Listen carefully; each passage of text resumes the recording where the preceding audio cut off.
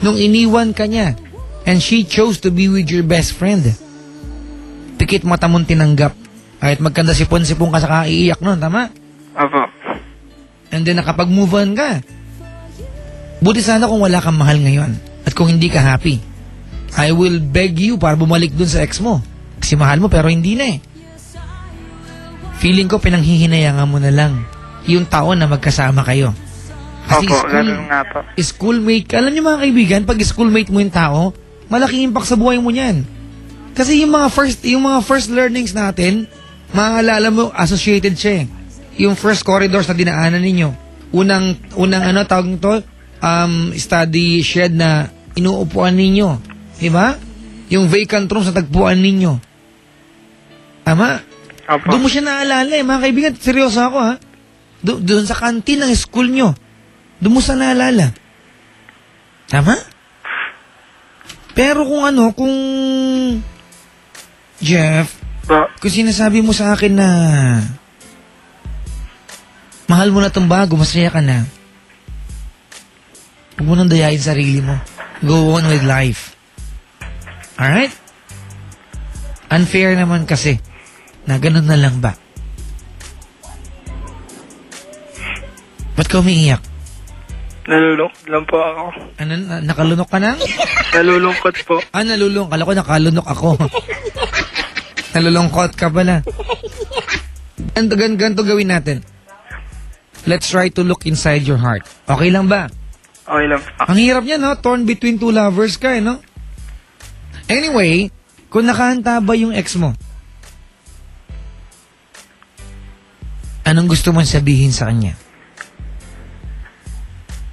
Pwede pong sabihin yung pangalan. Sige, gusto ko kahit tinumber niya. Dali. Sige po. Miko. Ano? Miko po. Ha? Miko. Lalaki ba to? Miko Shell po. Akala ko aga mo naging halamang dagat eh.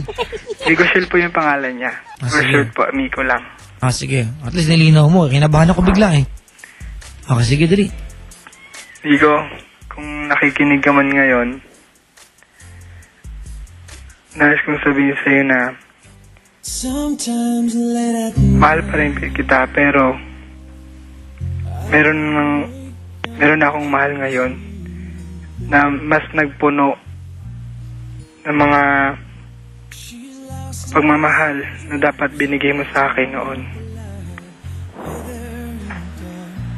Kung alam mo lang kung gaano ako kasaya ngayon, sana maging masaya ka na rin ngayon. Naniniwala ako na magkakaroon ka pa ng tamang pag-ibig para sa'yo kahit wala na rin kayo ng best friend ko. Pero huwag ka mag-alala, magiging magkaibigan pa rin naman tayo. Pero ganun talaga ang buhay. Di ba? Kailan po, Papa Jack? Yun lang? Opo. Alam mo, ang bait ng puso mo, ang buti ng puso mo. Hinahangaan ko the way, yung compassion mo sa buhay. I love your compassion, kapatid. Hindi lahat ng lalaki. Kasi ang lalaki, tayo ay binubuo ng pride eh. Sangkatutak na ego. Wala ka nun, di ba? Wala ka nun. Meron ka mang pride. Ginagamit mo sa napakahusay na paraan. Jeff. Po. Kung nakaantabay naman yung nagmamahal sa'yo ngayon, yung kinasasayahan mong girl, gano'ng katagal na ba kayo? Mag-6 months pa lang po. Good. Ang saya ng relasyon na yan, di ba? Sino best friend mo ngayon? Wala na pa eh. Pwede ba ako na lang? Malay mo, maging tayo din. Joke lang. Anong pangalan ng girlfriend mo ngayon? Nakikinig ba siya? Ay, hindi ko po alam eh. Sige, anong pangalan niya? Mary Flor po. Mary Flor? Cruz. Akala ko, estudyante ko nung ano. Nagtuturo pa ako, Ana Flor pala yun. Tuloy mo. Anong tawagan nyo? Babe. Talaga naman, babe ah. Padali. Mary Flor? Mary. kung nakikinig ka man ngayon, unang-una nais kong sabihin sa'yo na mahal kita. Nagpapasalamat ako sa'yo sa pagiging mabait mo sa akin at faithful ka. Sana lagi kang magtiwala sa akin. Diba, kinagkwento ko naman sa'yo yung dating nakaraan, yung girlfriend ko dati. Tinatext ako ngayon, gusto makipagbalik.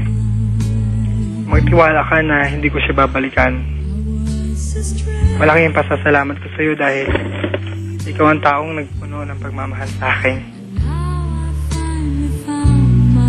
Okay, yun lang. Mahal na mahal kita. I love you. Yun lang, Mama Jack. Yun lang? Opo. Halos araw-araw naman kami magkasama. Naks talaga naman.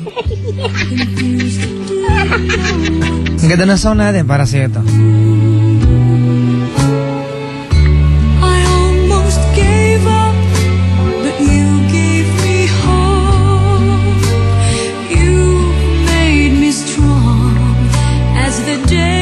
Jeff, alam ko kung gaano kalaking papel ang ginampanan ni Mary Flor sa buhay mo when you were down and out, sabi nga nung kanta, di ba?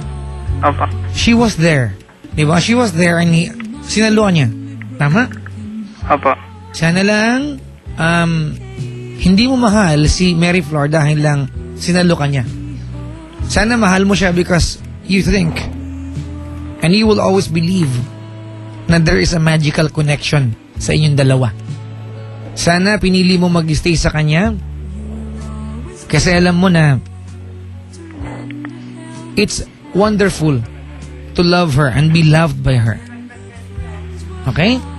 Okay po. Sana hindi mo babalikan yung ex mo dahil lang takot kang maulit yung ginawa niya.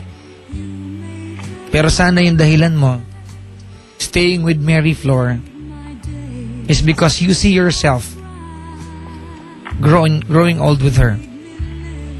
Alam mo, nakikita ko yung sense of commitment na meron ka para kay Mary Flor. And what you have for Mary Flor ngayon for 6 months, masaya, di ba? Apo. I hope yung kabuuan ng buhay na magkasama kayo,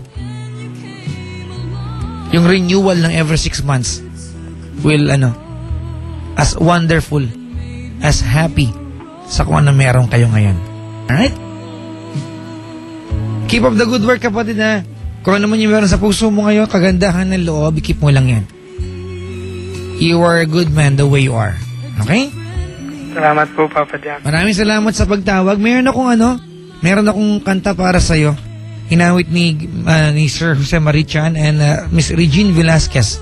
Alam mo to? Anong title po? Hindi mo alam. Ayan, please be careful with my heart. Okay. Pero meron ako dito, Renz Verano version naman.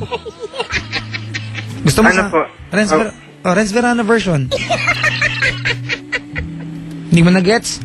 Yun lang po yung kila na lang po kila Regine. Batayin mo kami. Marichan. Hindi yung Renz Verano version ako kakanta eh. Gusto mo ako nalang kumanta? Pwede rin po. Naku, sira ang love life mo. Sira love story mo, sigurado ako yan. Maraming salamat sa pagtawag, Jeff. Thank you rin po. Kaya mga kaibigan, si Jeff po yan ng Pasay. Ang cute naman ng kwento niya, kinikilig ako, mahal ko na siya. O yan, binabati ko nga pala ito si Miss Chubbs. Congrats daw.